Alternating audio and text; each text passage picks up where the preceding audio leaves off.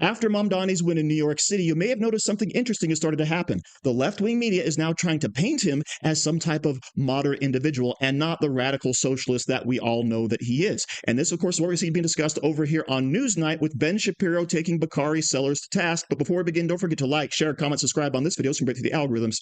Here we go. But I want to talk about what we've been hearing from the president and some others in the Republican Party who keep calling him not a socialist, democratic socialist, which he has said he is, but a communist. And there are big differences between the two. That scare tactic did not work when it comes to Mamdani. And socialism, some people will look at it and say, look, we have some socialist programs here in the United States, things like Medicaid and Medicare, things like, the SNAP program, things like public school, where we all pay taxes, but even if you don't have kids get to go to school for free. What sort of is the idea that Republicans have that this is a communist and that they can keep pushing this idea when people certainly are rejecting it? Look, there is a fundamental difference between outright socialism, where the government seizes the means of production and tries to artificially control the market, and which we've seen many, many times play out throughout human history, and social welfare programs. Having social welfare programs available in a country does not inherently make your society a socialist society. Just last night, we talked about the thriving economies over the last several years of Scandinavian countries like Norway, Sweden, Denmark, that on the economic index freedom scale are actually more capitalist than the United States of America, have far more free market opportunities for people who live there than even we do here in the United States. Where I think there is a valid criticism, and what's going to be interesting to see if this can even play out here in New York City, are these very radical ideas with extreme expansion in government, stuff like state-run grocery stores or taking over housing here in New York City specifically with the decommodification, as we saw specifically campaigned for by Zohran Mamdani on the campaign trail, where the government will plan to go in and purchase private housing in the quest to make housing more affordable here in the United States. I think that's an interesting policy idea. It certainly is prescribing the wrong solution, but for an accurate complaint, right? People are struggling to afford life here in Manhattan and around our country. We all reasonably should be coming to the table with solutions for this, but is more government involvement the solution? Time and time again throughout human history, the answer has been no, and I think we have the scorecard to prove that. This isn't about decommodifying. It's about rent freezes. No, it's not even about that. Well, there was an ad put out by Mamdani advocating for that, so I think let's be honest. Let's be extremely honest about what this is. Republicans had Barack Obama, who is now a little long in the tooth, and he's on the sideline. They had Kamala Harris, who is now recuperating from a race. They had Joe Biden, right? They do extremely well with picking a boogeyman out, and that is what they're doing. I mean, we cannot fall for that. I mean, they're simply otherizing Mamdani. They're saying whatever they want to say, and it's not working though. That's the thing. Like the more they attack him, the more. I mean, it's a refreshing. Is otherizing just responding to his own campaign calling him a jihadist promises. when he's not a jihadist? That's a good example. But I mean, for every Zohran Mamdani, there is a Mary Sheffield, right? There is somebody else who you can see. She's the first black mayor of Detroit, Michigan. Young people came out in large swaths and voted for. So then the question becomes why they're focusing on Mamdani. And I think the answer is because of Mamdani's own words. If you watched his victory speech last night, he used one line in particular that sort of left out and left off the screen when he said that there is literally no problem. This was his line. There is no problem too big for government to solve and no matter too small for government to care about. I mean, that's what totalitarians would say, is that there are literally, and then the two people he quoted verbatim, aside from Mario Cuomo, which was I thought a delightful little slap at Andrew. I thought it was a little nasty. But he quotes Eugene V. Debs, who is a socialist, and then he quotes Nehru, another socialist, and then he says, "I am a socialist" from the stage. So saying that President Trump is somehow going overboard when he has campaigned as this, when the Democratic Socialist of America, which is a base from which he springs and to whom he answers in many ways, is openly socialist. He's not talking about. He said on this network he hates capitalism. He said that on this network. The president's been calling him a communist, not a socialist. Well, why don't you explain what you think that the difference is? There's a big difference. What is the difference? 99.99% of America did not watch his speech. 99% of America literally don't care who Eric Adams is or Cuomo is or who the mayor of New York is. But what is happening, though, is Democrats do something that we don't normally do, which is harness the energy of young people. And Zohran Mamdani had the issue that carried the day yesterday. Everything else, set aside everything else about how you feel.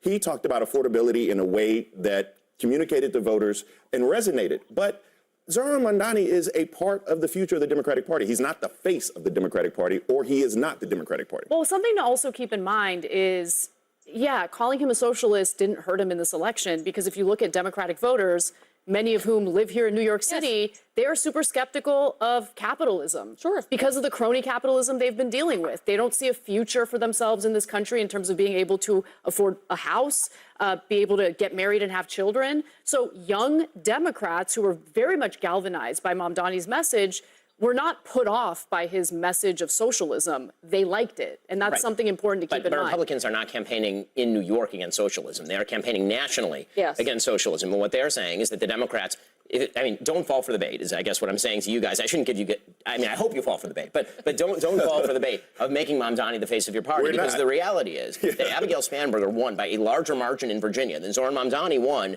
in New York last night. And by the way, he was running against another Democrat.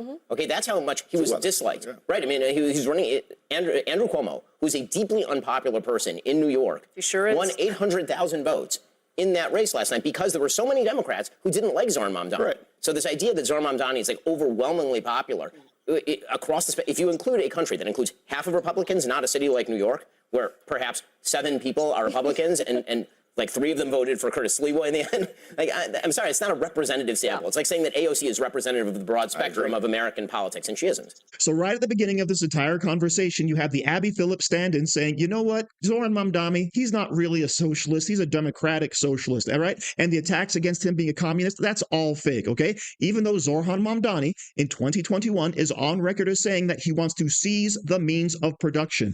This is communist rhetoric. And as far as him being a socialist, remember, who trained him, right? What's his background? Who are the people he's hanging out with? Who are the people giving him money? They are all actual socialists, right? He's just trying to sell off this facade of being a democratic socialist because he knows that's more appealing to some of the people who have been economically hit hard in this country, particularly in New York. But of course, what's the second thing being said by the Abby Phillips stand-in? Oh, in this country, don't we actually have socialist programs? No, we have social programs that, of course, raise taxes to help out people in need. It is not the same thing. And even though we have Isabel Brown over there making the comparison, yeah, all of those Scandinavian countries, right, they are also not socialist. They have high taxes so they can provide social programs, but guess what? You can still own your business and have, of course, that personal economic autonomy. And even the leaders of those nations have come out and said, yeah, don't call us socialist because we're not. We're actually very capitalist. We just have really high taxes to pay for all the stuff that people want in terms of those social programs. But of course, the big loser of the night is Bakari Sellers because he pulls out those old left-wing talking points of, oh, the Republicans were trying to otherize Zohran Mamdani. Well, what in the world does that actually mean? Oh, it means you're trying to make him seem less than human because of the color of his skin or his religion or something like that.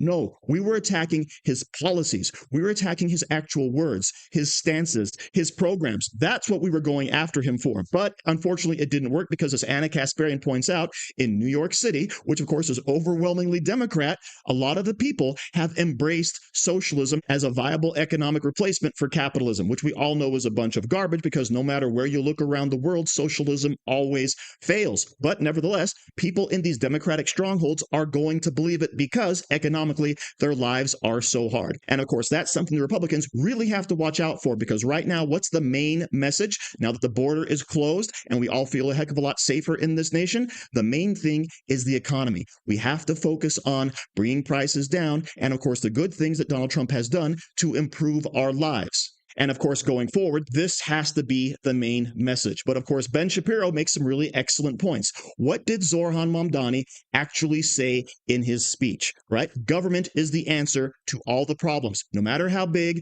no matter how small. And of course, who does he choose to quote as people who inspire him and for his vision moving forward in New York City?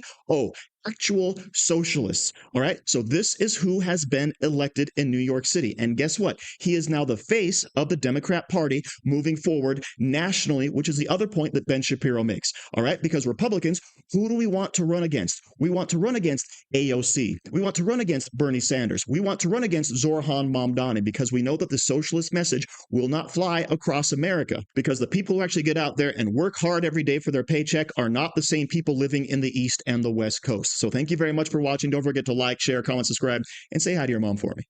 Do you like t-shirts? Of course you do. And now you can support the channel by buying an Angry Teacher t-shirt designed by me, Angry Teacher. So if you like America, if you like freedom, if you like liberty, then go ahead and click the link in the description, where all designs, of course, are 100% mother approved. So enjoy yourself and find something you like today.